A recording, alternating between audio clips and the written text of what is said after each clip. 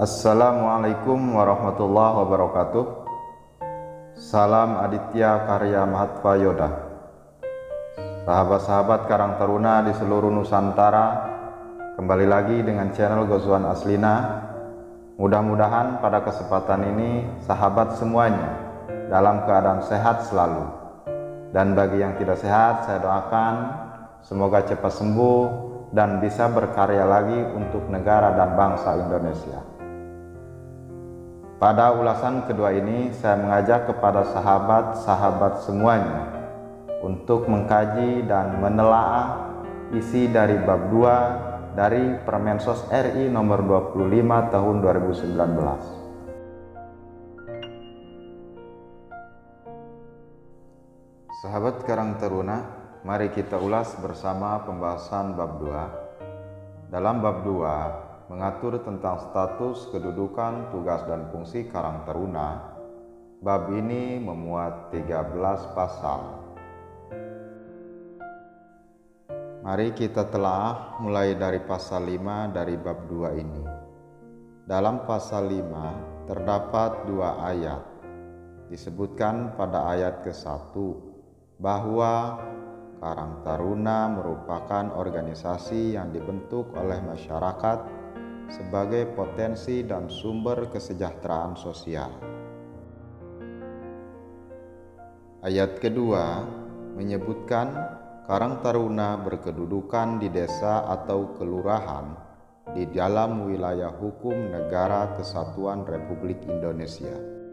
Selanjutnya pasal 6. Dalam pasal 6 ini memuat 2 ayat, yaitu ayat ke-1 menyebutkan Karang Taruna memiliki tugas mengembangkan potensi generasi muda dan masyarakat, berperan aktif dalam pencegahan dan penanggulangan permasalahan sosial melalui rehabilitasi sosial, jaminan sosial, pemberdayaan sosial, dan perlindungan sosial, serta program prioritas nasional.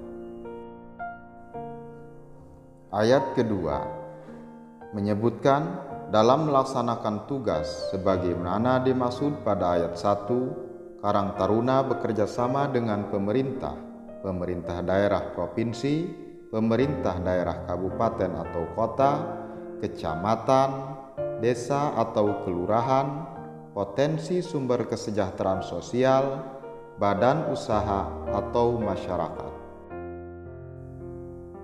Pasal 7 disebutkan dalam pasal 7, Karang Taruna memiliki fungsi administrasi dan manajerial, fasilitasi, mediasi, komunikasi, informasi dan edukasi, pemanfaatan dan pengembangan teknologi, advokasi sosial, motivasi, pendampingan, dan pelopor. Selanjutnya, penjabaran dari fungsi Karang Taruna di pasal 7 akan diulas dalam pasal 8 sampai dengan pasal terakhir dalam bab ini, yaitu pasal 17. Kita masuk ke ulasan pasal 8. Pasal 8 merupakan penjelasan dari pasal 7 huruf A.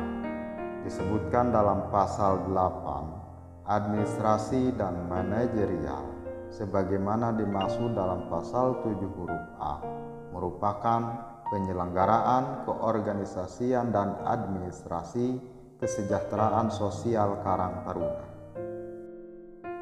Selanjutnya pasal 9 merupakan penjelasan dari pasal huruf B.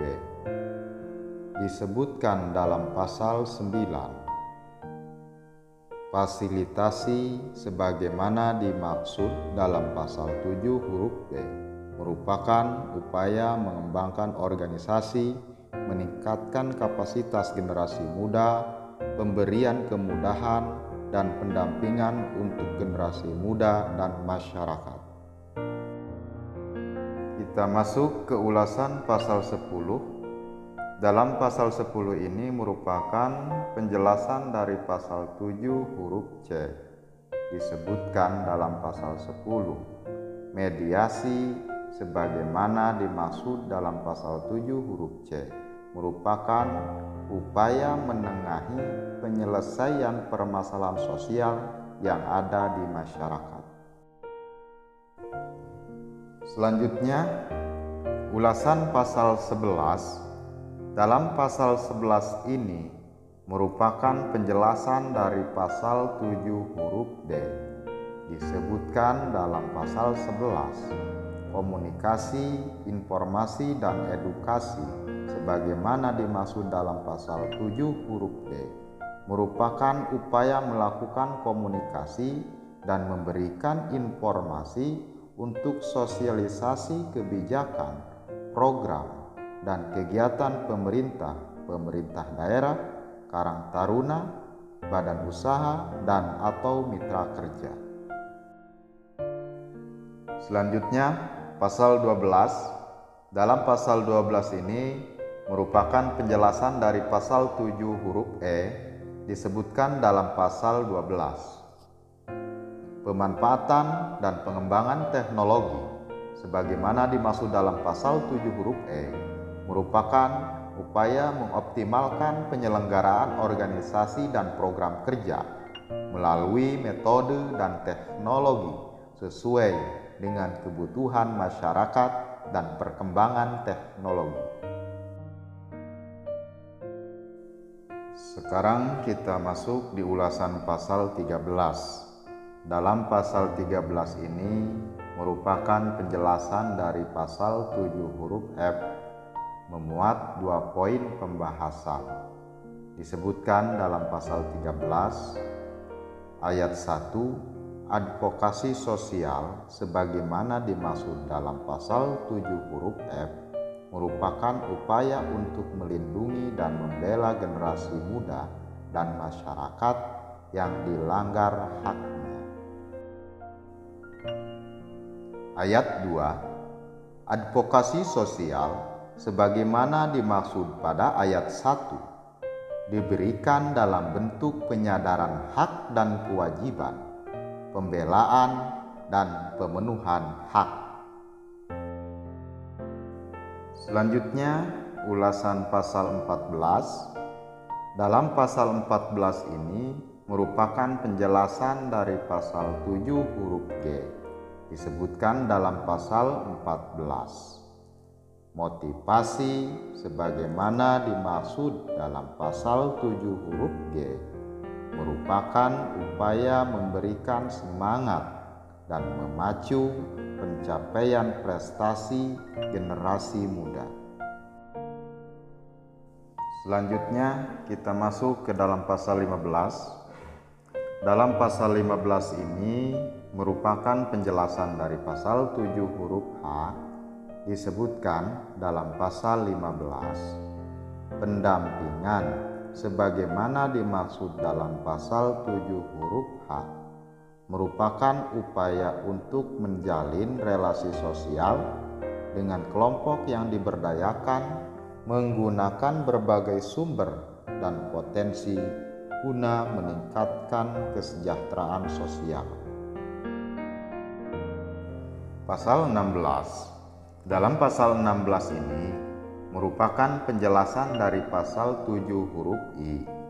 Disebutkan dalam pasal 16. Pelopor sebagaimana dimaksud dalam pasal 7 huruf I merupakan upaya merintis dan menggerakkan inovasi dan kreativitas dalam penyelenggaraan kesejahteraan sosial dan pengembangan generasi muda.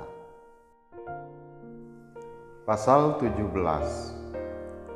Pasal ini adalah pasal terakhir dalam bab 2, yaitu pasal 17 merupakan penjelasan dari pasal 6 dan pasal 7, memuat 3 ayat disebutkan dalam pasal 17 ayat 1 dalam melaksanakan tugas dan fungsinya sebagaimana dimaksud dalam pasal 6 dan pasal 7.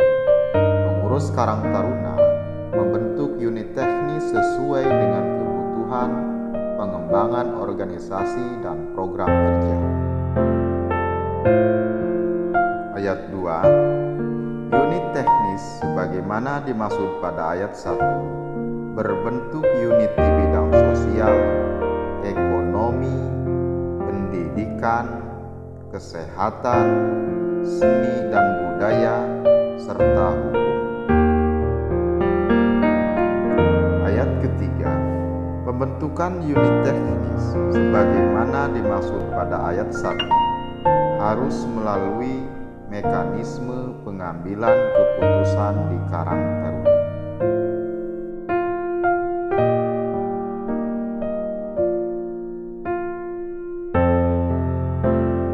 Sahabat Karang Taruna di seluruh Nusantara, demikian ulasan kajian kita dalam bab 2 Permensos RI nomor 25 tahun 2019 tentang Karang Taruna. Mudah-mudahan bermanfaat dan bisa kita praktekkan di dalam melaksanakan program kerja. Sampai jumpa di pembahasan bab selanjutnya. Assalamualaikum warahmatullahi wabarakatuh.